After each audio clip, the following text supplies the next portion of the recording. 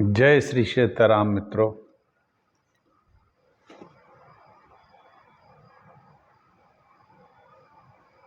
अभी कुछ दिन पहले मैंने उमा और पार्वती का संवाद कहा था।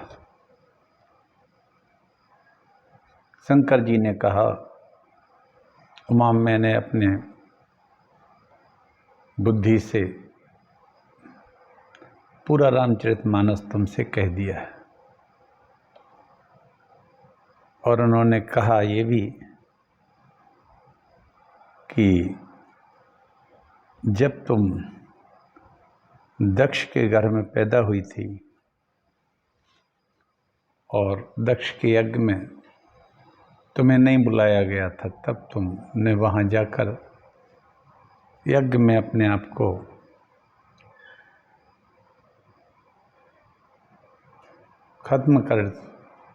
भस्म कर लिया। तब मैं कुछ दिनों तक तुम्हारे वियोग में घूमता रहा। फिर मैं काकभूषुंड जी के आश्रम पर गया। कुछ काल तक वहाँ हंस के रूप में मैंने राम कथा सुन के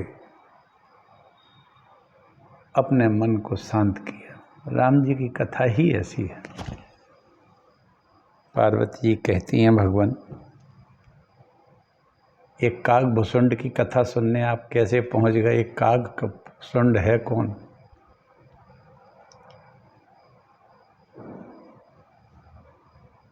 श्री शंकर भगवान कहने लगे, मैंने तुमको अपनी कथा तो पूरी सुना दी। अब तुमने कहा कि ये काकभूषुंड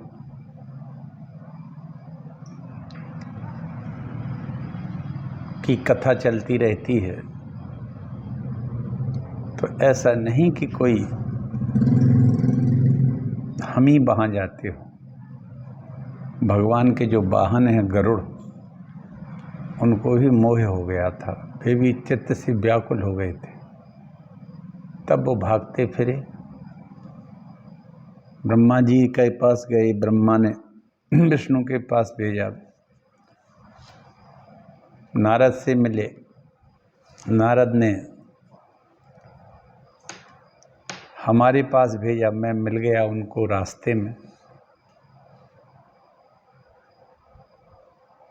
तब मैंने उनसे, गरुड़ जी से कहा, अब सो कथा सुनहि जेहि हेतु, ओ गयउ काग पहि खग कुल केतु। अब सुनिए। नारद जी ने गरुड़ जी को भेजकर बंधन मुक्त कराया था। नारद जी ने ही भेजा था गरुड़ को। कब भेजा था? जब गरुड़ ने नागपाश से मुक्त, राम ने अपने को मेघनाथ के द्वारा नागपाश में बंधा लिया था, स्वयं बंधा लिया था। तो नाग के पास को हटाने के लिए नारद जी ने गरुड़ जी को भेजा। तब उनने सोचा, गरुड़ जी ने, कि हमने तो सुना था कि भगवान परब्रह्म परमेश्वर का अवतार हुआ है, पर ऐसा तो हमें कोई प्रभाव देखे सो प्रभाव कछु नहीं। हमें ऐसा प्रभाव तो नहीं दिखाई दिया, क्योंकि हमारे द्वारा नागपाश से मुक्त हुए। भव बंधन ते छूटे नर जपि जाकर राम, खर्ब निशाचर बांधियो नागपाश सोई राम। जिनका नाम जप पर मनुष्य संसार के बंधनों से छूट जाते हैं उमा,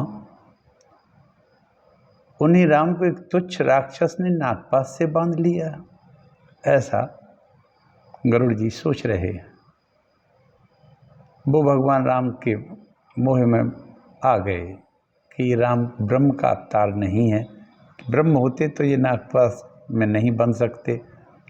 एक नालायक छोटा सा तुच्छ मेघनाथ का नाम का राक्षस भगवान को कैसे बांध लेगा? खैर, गरुड़ ने इस प्रकार से मन को समझाया। तर्क वितर्क मोह उत्पन्न हो गया और दुखी होकर तुम्हारी तरह भ्रम में पड़ गया, जैसे तुम भ्रम में पड़ गई थी एक बार भगवान राम लक्ष्मण को देखकर। सो ज्ञान नहीं कर चित अपहरही, बरियाई बेमोह मन करे।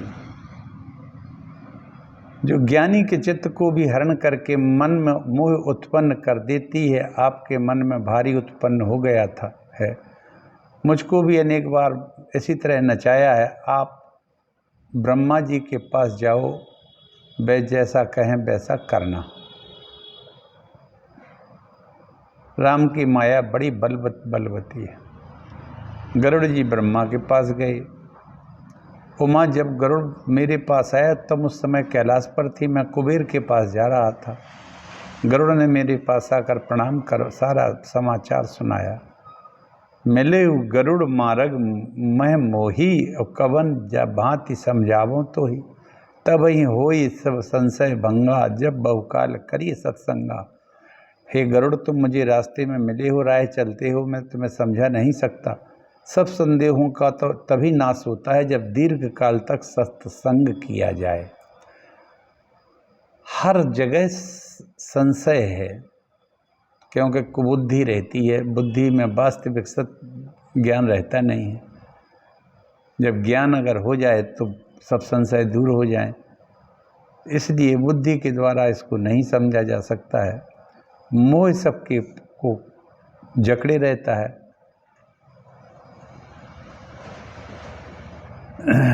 तब उन्होंने कहा, नील पर्वत पर गरुड़ कागभूषुंड जी का स्थान है, तो वहाँ नित्य राम कथा चलती है। तुम जाके गरुड़ वहाँ सुनो, तब तुम्हारा ये मोह और तुम्हारी व्याकुलता और संशय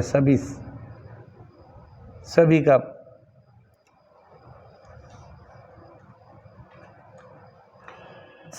सभी के जवाब मिल जाएंगे, और साथ में तुम्हारा ये मोह भी भंग हो जाएगा। दूसरी एक बात और भी है, खग जाने खग ही की भाषा।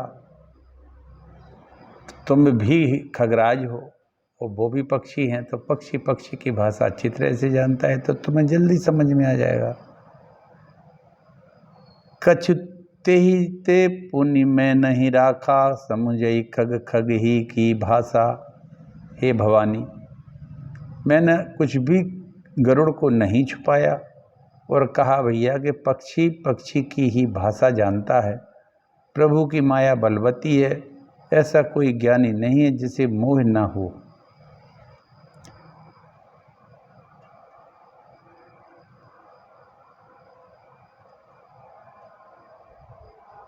ज्ञानी नाम अपि चेतांसी देवी भगवती ही सबलादा कृष्ण मोहाय महामाया प्रेक्षति।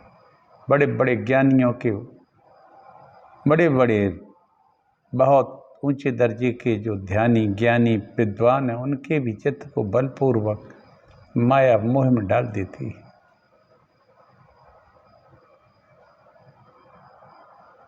ऐसा है। सुर नर मुनि को नाहि, जिन न होय माया प्रबल। सुर नर मुनि कोई नाही, हम कोई भी ये ताल ठोक के नहीं कह सकता है कि मैं माया से मुक्त। सभी को माया जकड़ के फंसा लेती है। हाँ, यदि माया स्वयं ही कृपा कर दे तब संभव है, और ये तो संभव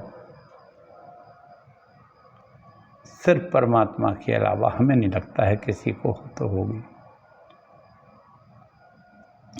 हमारे जहाँ तक ध्यान में है, वो सिर्फ एक ही व्यक्ति इस पृथ्वी पर आए हैं, और उनका नाम है रामकृष्ण परमहंस। माया ने उनको बिल्कुल मुक्त कर दिया था, और कुछ अंशों में विवेकानंद को भी कर दिया। इन दो को माया ने कभी,